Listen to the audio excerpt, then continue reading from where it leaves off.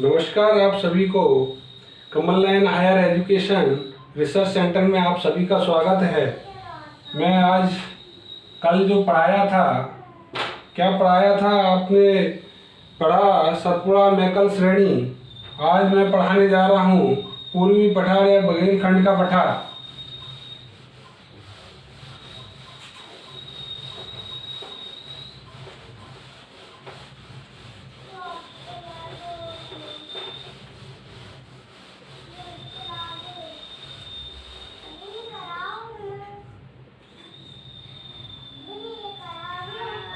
ये मध्य प्रदेश है, मध्य प्रदेश का मानचित्र हम बना रहे हैं, ध्यान दीजिए।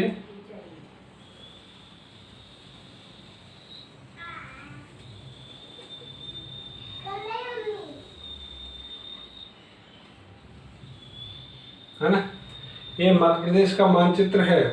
तो मध्य प्रदेश के मानचित्र में हम देखेंगे ये वाला जो भाग है, कौन सा भाग है, ये वाला जो भाग है, कौन सा भाग है, ये जो भाग है, ये वाला भाग है, इसे हम पूर्वी पठार या बघेलखंड का पठार बोलते हैं। क्या? बघेलखंड का पठार।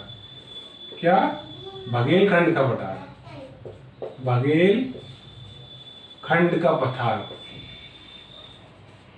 पठार, बघेलखंड का पठार। बघेलखंड का पठार हम देखेंगे ये मध्य प्रदेश के, पूरे मध्य प्रदेश के पूरे क्षेत्रफल में 7% भाग है। कितना है? 7% भाग है। इतना ध्यान दीजिए, कितना भाग है? पूरे मध्य प्रदेश के कुल में से 7% भाग बघेलखंड के पठार में आता है। आप देखेंगे इसका निर्माण महाकल्प की शैल समूहों से हुआ है। इसका जो निर्माण है वो महाकल्प की शैल, महाकल्प की शैल से निर्माण हुआ है ना, महाकल्प की शैल से निर्माण हुआ है। आप देखेंगे इससे प्रमुख जो जिले हैं, इसमें जो कौन कौन से जिले आते हैं वो जिले के बारे में आप देखेंगे। कौन कौन से? इधर सिंगरौली आता है। कौन सा आता है? सिंगरौली।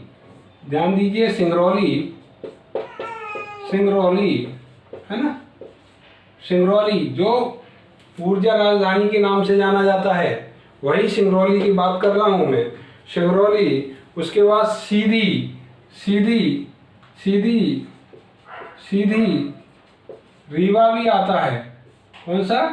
रीवा। रीवा जो क्षेत्र है, रीवा है, जिसे टैग मिला हुआ है आम का, है ना। आप देखेंगे रीवा, रीवा के बाद जो क्षेत्र आया है वो शहडोल भी आता है। कौन सा? शहडोल, शहडोल, शहडोल वाला क्षेत्र भी आता है। ये 4 जो जिले हैं, ये सभी जिले आप देखेंगे। शहडोल के बाद हम देखेंगे तो अनूपपुर भी थोड़ा सा जो भाग है वो अनूपपुर का भी आता है। अनूपपुर, अनूपपुर का भी आता है, आप ध्यान दीजिए, है ना। शहडोल से ही निकल के बना है अनूपपुर। अनूपपुर भी भाग आता है इसमें। यहाँ की जो जलवायु है वो ग्रीष्म ऋतु में साधारण गर्म, क्या? ग्रीष्म ऋतु में, ग्रीष्म ऋतु में,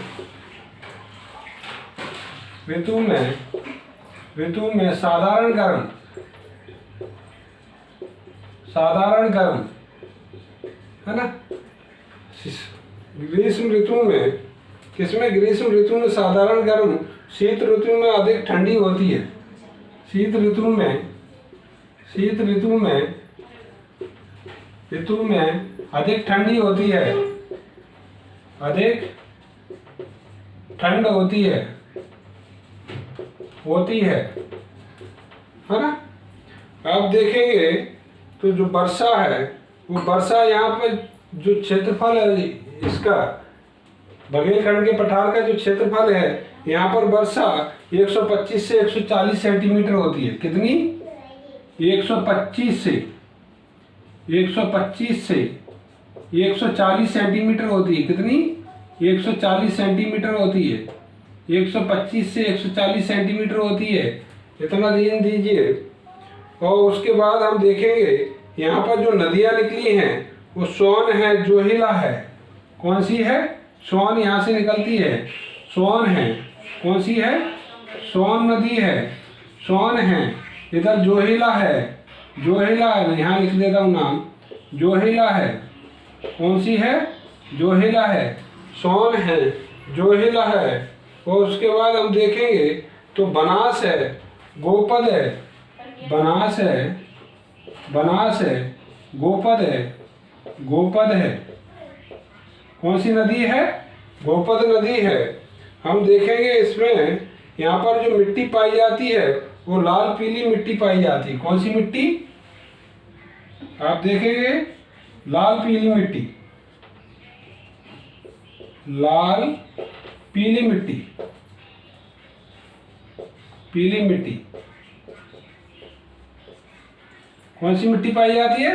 लाल पीली मिट्टी पाई जाती है। ये हम जो पढ़ रहे हैं वो केवल बघेलखंड के पठार के बारे में पढ़ रहे हैं। तो आप ध्यान दीजिए, फिर से मैं बताने जा रहा हूँ कि बघेलखंड का जो पठार है वो मध्य प्रदेश के कुल भाग में से 7% भाग किसका है? बघेलखंड के पठार का है। इतना ध्यान दीजिए। ये जो पठार है बघेलखंड का पठार, इस पठार के बगल से कौन सा है? सतपुड़ा मैकल श्रेणी है। यहाँ पर मैकल श्रेणी लगा हुआ है बगल से। इधर रीवा पन्ना का पठार लगा हुआ है बगल से। ठीक है, तो आप इसमें देखिए, इधर रीवा पन्ना का पठार है, इधर मैकल श्रेणी है, इधर बीच और बीच यहाँ पर जो पूर्वी भाग में है वो बघेलखंड का पठार है। तो बघेलखंड का जो पठार है वो मध्य प्रदेश के कुल भाग में से 7% भाग बघेलखंड का है। आप इसमें देखेंगे जो जिले आते हैं वो सिंगरौली जिला आता है, सीधी जिला आता है, रीवा है, शहडोल है, अनूपपुर है। ये सभी जिले हैं जो बघेलखंड के पठार में आते हैं। यहाँ पर जो वर्षा होती है वो 125 सेंटीमीटर से 140 सेंटीमीटर होती है। यहाँ पर देखेंगे हम तो ग्रीष्म, यहाँ पर जो मौसम होता है, मतलब यहाँ का जो आपने देखी हो जो जलवायु है वो ग्रीष्म ऋतु में साधारण गर्म और शीत ऋतु में अधिक ठंड होती है। मतलब इसका मतलब है कि गर्मियों के टाइम पे ज़्यादा गर्म नहीं पड़ती है, कम गर्मी पड़ती है, मतलब साधारण गर्म है, मतलब व्यक्ति रह सकता है। और शीत ऋतु में मतलब ठंड के टाइम पर अधिक ठंडी पाई जाती है। मतलब यहाँ का जो क्षेत्र है इधर का ये सभी वन क्षेत्र है, इसलिए यहाँ पर ठंड ज़्यादा पाई जाती है। आप देखेंगे इसका जो निर्माण हुआ है, जो चट्टानों का निर्माण हुआ है वो महाकल्प की सेल से निर्माण हुआ है। कौन सी सेल से? महाकल्प की सेल से निर्माण हुआ है। यहाँ पर जो नदी हैं वो नदी हैं कौन कौन सी हैं? एक सोन नदी है, जोहिला नदी है, बनास नदी है, गोपद नदी है। ये नदियों के बीच से ये बघेलखंड के पठार से निकली हुई है ये नदियाँ। आप ध्यान दीजिए। उसके बाद हम देखेंगे यहाँ पर लाल पीली मिट्टी भी पाई जाती है। कौन सी मिट्टी पाई जाती है यहाँ पर? लाल पीली मिट्टी। फसल अच्छी होती है। यहाँ की जो ज़्यादातर फसल है वो धान की जाती है, धान की खेती की जाती है, मतलब चावल की खेती की जाती है। और इधर का जो क्षेत्र है इधर अलसी और मूंग और अरहर इस तरीके की खेती की जाती है। आप ध्यान दीजिए। और ये आपको कैसा लगा? मध्य प्रदेश का भौगोलिक विभाजन मैंने आज कंप्लीट करा दिया है। बघेलखंड का पठार बचा हुआ था तो बघेलखंड का पठार भी करा दिया। पहले मैंने कराया था उत्तर मध्य भारत का पठार, उसके बाद मैंने कराया था मालवा का पठार, उसके बाद मैंने कराया था रीवा पन्ना का पठार, उसके बाद मैंने नर्मदा घाटी के बारे में पढ़ाया। और नर्मदा घाटी के बारे में फिर मैंने पढ़ाने के बाद मैंने पढ़ाया सतपुड़ा मैकल श्रेणी पढ़ाई। मतलब सतपुड़ा वाला जो क्षेत्र है इधर का है और इधर का जो क्षेत्र है वो मैकल श्रेणी है। और उसके बाद मैंने बघेलखंड का पठार पढ़ाया है, आपको बघेलखंड का पठार पढ़ाया है। आपको ये मध्य प्रदेश के कैसा लग रहा है? आपको पढ़ने में आनंद आ रहा है या नहीं? तो मुझे कमेंट सेशन में बताइए।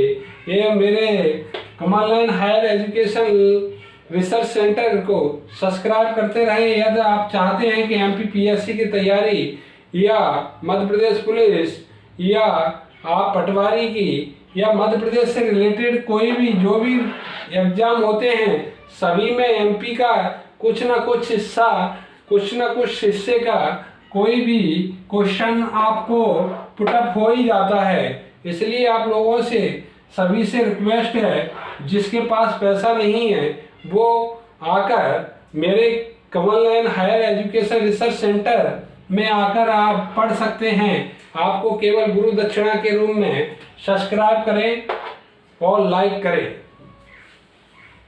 जय हिंद।